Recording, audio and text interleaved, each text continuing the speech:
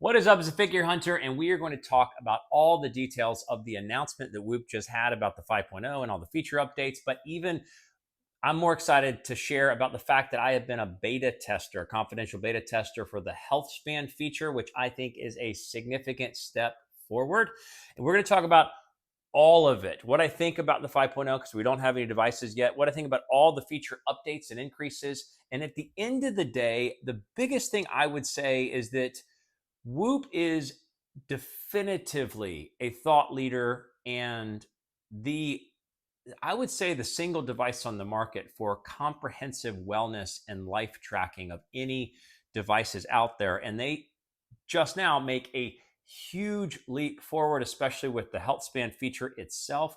I am a strong supporter. If you want to join, I'm going to put a link in the description below where you can use a referral code, and it would um, get me sort of like a tick mark for referring, because I am a strong believer. I just posted a video, I guess a couple months ago now. I haven't been doing as much because there hasn't been as much that's interested me, but about how great I think Whoop is. And it's one of the things that I love. And I'm really excited about the feature and updates. So what are we going to talk about? We're going to talk about all the different aspects of the 5.0, the actual devices, as well as the two different types of devices. We're going to talk about the features.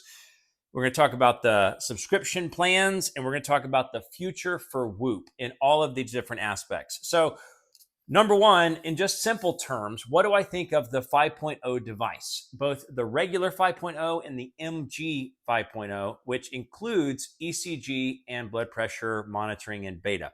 So, on the device itself, the 5.0, the biggest thing is it's smaller size. The biggest thing is it's got a extended battery life. It's got a much better accelerometer and gyro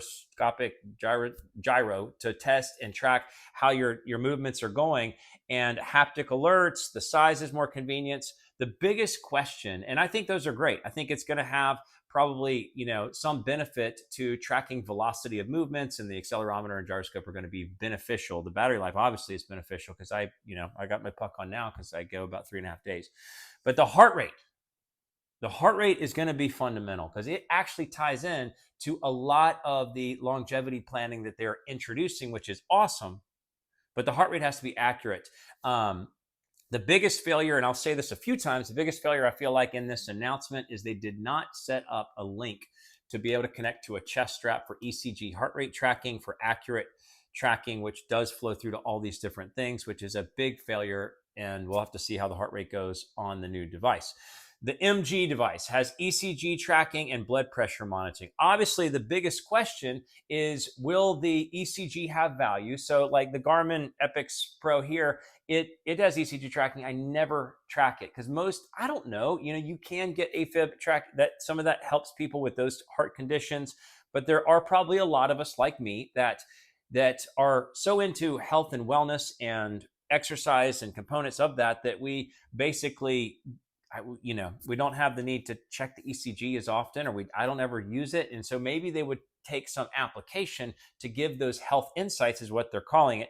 And then obviously the blood pressure tracking, it could be a dumpster fire. It could be a totally irrelevant, not effective blood pressure tracking, but I am really excited to see somebody actually going into that, because I think that is a big thing to track. It's obviously a big thing to track, but it's also a big thing to try to take strides on getting forward. So in simple terms, I think the new 5.0, longer battery life, new accelerometer and gyroscope, those things are great and helpful. The biggest question mark is on the heart rate, but the MG version of the 5.0, that is where you want to throw your money. And we'll talk about that in subscription plans, because to be able to have blood pressure monitoring on the wrist is a big step forward, and hopefully they will make it work. Obviously, it probably won't be till 6.0 it gets announced that it actually makes it more actually effective. But what about the features? So we're going to talk about the broad set of features, and I'm just going to look at the things on my phone. So when you look at the new landing page, it's going to break out the sleep, the recovery, and the strain into three primary areas. It's not overlaid on one circle anymore. We're just going to look first at the sleep. This is what pops up every morning when it gives you sort of the morning little pop-up. And I love that it does that pop-up. It's like, we're ready to see, ready to analyze. So one thing that's great about Whoop is how much it is just automatic. fantastic in how they do things automatically. So I like that it's doing these different features, meaning it's telling you what goes into it because it gives you red lines and green lines for different things. And it helps you to have areas of focus, which I have hours of sleep needs. So you have your statistics, your basics, but I really like this new hours versus needed because it breaks down recent strain and sleep debt. And that puts the sleep debt at more of the forefront of the thinking. And then consistency is pretty good for me. Sleep stress is not an issue. Sleep performance, fine, fine, fine.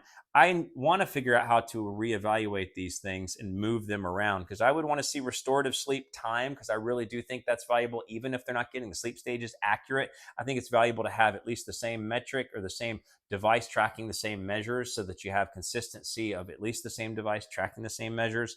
And then we get down here somewhere to the sleep debt. So you can see like the sleep debt, I want to put that higher, but I just like that it's got a big summary of sleep because sleep is so fundamentally important. And that's just obviously scientifically proven. So that is the new sleep score. It's been on my device for a few days now, maybe on other people's, but it's the new sleep score. So what about Healthspan? I need to stop running my mouth on everything else. So you go over to the health tab and now you have Healthspan. And the whole concept is genius in my opinion. I think it's really, really well done because it takes your age and it takes a primary list of multiple components to see, are you younger than your age, and is your pace of aging faster or slower than 1-for-1 real time 1 minute equals 1 minute. So you can see here I'm 51 years old or over a little over 51, and I'm 9.7 years younger based on the metrics that it's followed for 6 months, and I've been on this for 3 months, and it's really been helpful for me to be more mindful of different components if I want to increase my score, because some of us are competitive. We want to push ourselves. And then the pace of aging. So I'm aging at a slower snail's pace. So if it was 1.0 times, then I would be every minute I'd be aging a minute. Now every minute I'm aging 0.1 of a minute or 6 seconds. So slowing down the pace, and then it goes into you can have a Whoop coach analysis. I don't actually use that often. This gives me all the information I need. But then you go into consistency tracking, or the different components of what goes into it. Sleep, consistency. I'm pretty consistent, so I'm in the green there. Hours of sleep, I'm pretty poor. That's one thing that I just think I've got to get better than that. It's just the hours of sleep. I've got to get what their target is, a minimum baseline of 7 hours and 28 minutes. I actually like that it's very specific because I think I can do that, and it feels more right just because it's specific, but that doesn't mean it necessarily is. So strain goals. We're going to talk about this in a second with the failures of the potential pitfalls of the Healthspan in general. But you have your strain goals. You have your time in heart rate zones 1, 2, 3. I do a lot of zone 2 cardio, so that's great. Time in heart rate intensity zones. I do a lot of CrossFit. That's great. Strength activity time, hours logged there, and then the steps. Steps I could take or leave it, but steps are still a valuable metric for how active you are. So when you think of strength activity, one thing that's great about the Whoop is I don't ever tell it anything. I just it just does all my stuff as functional fitness. When I do most workouts, if I'm doing an indoor rowing session, it'll just say it's indoor rowing. I don't have to type anything in. It just compiled my strength activity time because it knows what I was doing in general, and it logged it for the right things. And then the heart rate zones are their own thing. Fitness levels, VO2 max. I don't know how it's tracking that. I don't run. I don't walk. I don't cycle. I don't do anything that's a traditional VO2 max tracking. I don't even know how it's doing that. I'm going to have to learn more for the future and final full comprehensive review of the 5.0. But VO2 max tracking is there, and it does that weekly, it says. Resting heart rate, that's obviously a sign of finish. Lean body mass, that's going to be one of the pitfalls that I talk about in a second. But it takes that into account. So you have your trend views, you have your chronological age slowly increasing, and then your age within the Whoop, and then your pace of aging.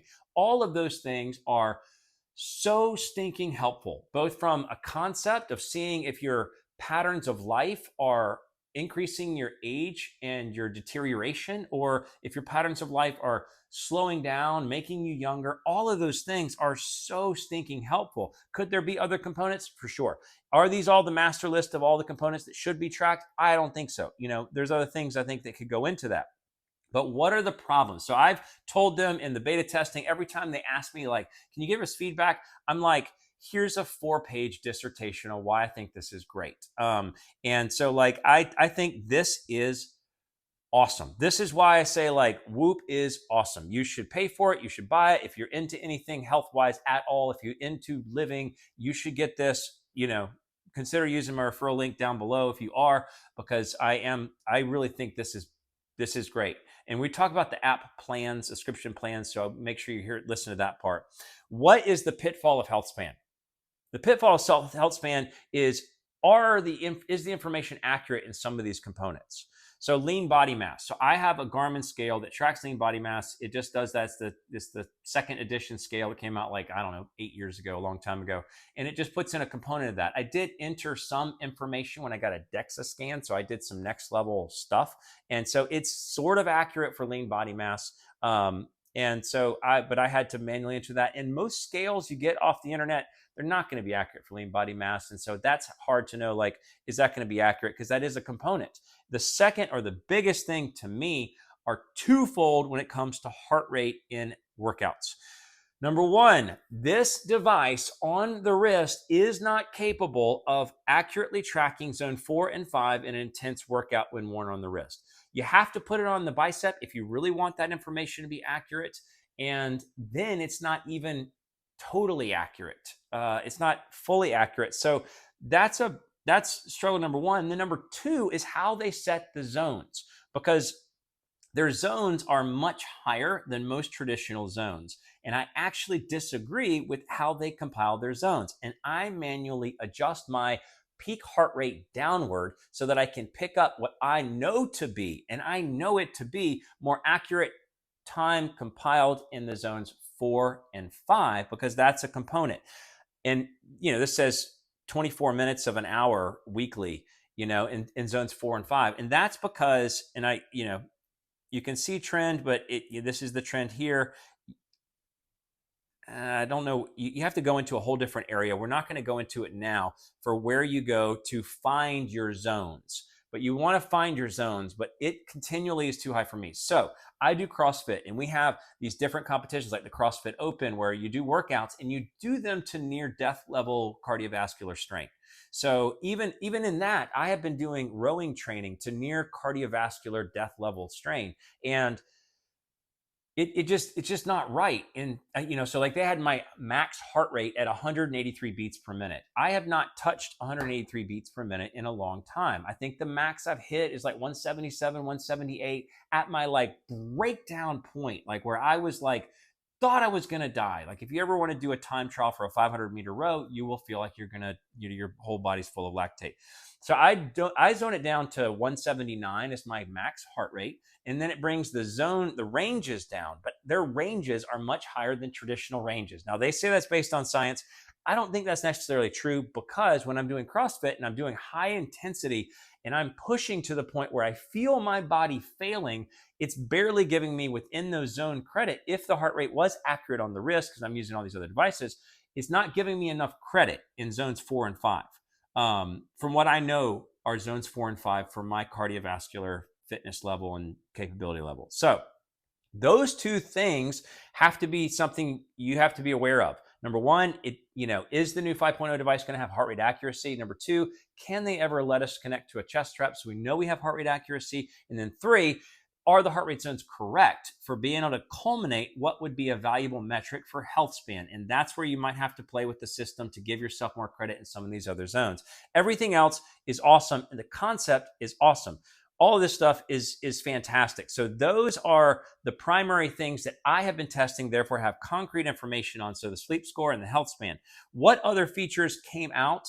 Obviously, you have menstrual tracking that's more in depth, which again, I think Whoop is a thought leader when it comes to real in-depth tracking. Is it going to get everything right? No. But are they really trying to look at holistic life? They said their new adage on their mission is 2 layers now. It's not just to perform better, it's to live longer, have a better health span. So that goes into menstrual tracking. And then when it comes to the MG device, the ECG and blood pressure features, the analysis, what they call an ECG is a spot check for AFib. Great. That people do find that helpful. But is the ECG capability going to provide health insights of any value? Because all these devices that I've ever had that I've in ECG tracking, I never use it because they don't have an AFib issue and it just doesn't bring me any joy. It doesn't have any value to track the ECG periodically. So are they going to turn those health insights into something worthwhile? That's yet to be seen. And then the blood pressure of the MG device. And we're going to talk about the subscription plans in a second, but can they get that right? Can they get the blood pressure tracking sort of right, where you can see indications of an issue or you can track trends? That is so stinking exciting, because at one point I was sort of pre-hypertensive, just because I'm prone to it. Now I've done a lot of diet things changes. I've done a lot of exercise things changes. So I don't really have that issue as much anymore. But at the same time, I have some tendencies towards that. So that is freaking awesome. So there are other features. I mean, we're not recounting a lot of the basic features. The sleep score feature, I think, is a good addition. So now back to the crux of some of the complication with and I'm going to look at it on their subscription plans. So we're going to talk about the subscription plans now. So there's 3 plans. There's One, there's Peak, and there's Life. And then there's on the website, there's a free trial with the 4.0, and that's just worthless, in my opinion. So the first thing I'm going to say, and then we're going to look at it. The One is $200, the Peak is $240, and the 3 is the Life is $360. Number one, just ignore the One. It's the dumbest thing that they even introduced it. It saves $40, so it's $200 versus $240. But they dropped the health insights, which is a crux of some of these things. Now, maybe there are going to still be some health insights. I'm not going to bother to try to calculate or assess what the differences are, but maybe there'll be some health insights. But they dropped the health insights, and so that's not worth it anymore. So the $40 savings is just, might as well go with something else. I don't know.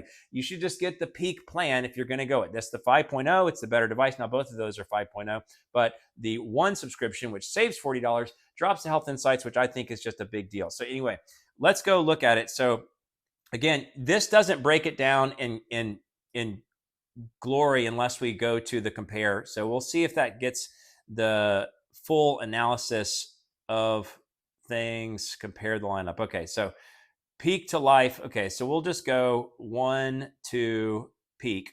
And, again, it's the same 5.0 device, but if you go down to the bottom, here's where you see the Healthspan has dropped out. Of course, Healthspan has dropped out, stress monitor, and then health monitor, which I think is a primary component. So just ignore the One. Ignore the One. The real decision is, do you want Peak or do you want Life? So if you go to, okay, I got it. I get it. I can see what you're saying here. If you go to look at the differences between the two, you can look at this. This is great. It will tell you it's 240 or 360.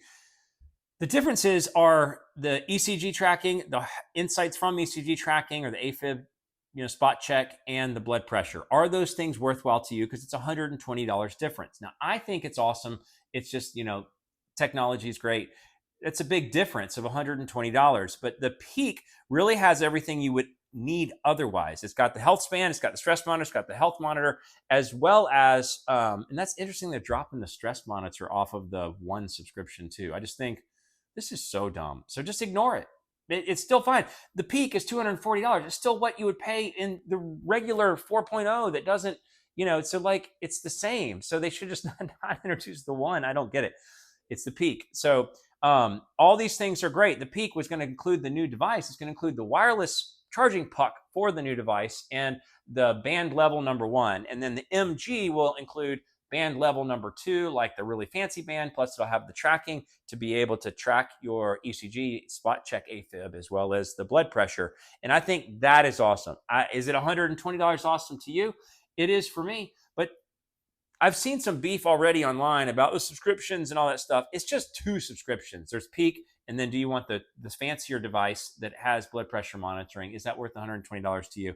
But otherwise, it's just Peak. That's the same as everything. It's just the same as it ever was. So whatever. But those are the subscription plans. That's what you have to decide for yourself. Now, the future of Whoop, I also think is awesome. And why I'm such a big proponent is the future is that labs side. So they announced that they're going to have a blood lab tracking. So you can have blood taken somewhere. I am somebody that values those things. If you watch the internet or Peter Attia or Huberman, all those things, you'll talk about blood components that aren't just they don't come out in a normal primary physician and a generic, doctor doing the blood work. So you have to look for places that would track more worthwhile components. So the fact that they're doing blood lab tracking and that it's going to tie into your Whoop experience, they're just doing it. They're just making it. So that I was like, sign me up for the wait list, because I want to be on that, because I'm already paying LabCorp out of pocket to get a comprehensive test to be able to have full tracking. And I like to look at testosterone and cholesterol, the ApoB, which is what Peter Attia talks about. Or I'd love to have more tracking metrics for inflammation, because I really battle inflammation. I'd love to see how high off the charts it is. But it's all so great that they have this future blood tracking aspect that they're going to release in the future. So all of this to say, what are the pros and cons in summary? Huge, huge, huge, huge leap forward for innovation, thought leadership, and culmination of great stuff. Huge leap forward. They are way above, and I'm a huge Garmin fan. They're way above Garmin's like comprehensive little stuff. It's little stuff now compared to what Whoop's doing. It's little stuff, and Garmin was way ahead of everybody else, in my opinion, for a culmination of your health, wellness, recovery. And the biggest question that they have to answer, and the only con, is the heart rate accuracy. Could they just make it to where you can connect to a Bluetooth ECG chest strap and just use the components? Now, that would take away the accelerometer and gyro. Maybe you could find a way to use it in tandem where you're still wearing the Whoop, you're just taking heart rate only from some other place. That would be fantastic. But that's the biggest question, because the heart rate does tie into some of those other health and wellness aspects. And that's one of the reasons why I do wear a Garmin, because Garmin does track the training load tracking more accurately, because you can get those information, and they actually have better training load culmination metrics. But all those things, that's the final summary. So if you like the idea, I strongly think, I sent this, it's funny because I got done with the thing. I sent this to 2 people, my referral link, because I'm just like, now's the time. You got to look past. One of them wears a Garmin, one of them wears an Apple Watch. Like, now's the time to use this, because this is a Healthspan. This is a longevity tool now that's far above everybody else. So if you think about signing up, use the referral link in the description below, and stay tuned for more content related to this, related to other things, as I see devices that have value that I'm interested in talking about. So Figure Hunter, thanks so much for watching.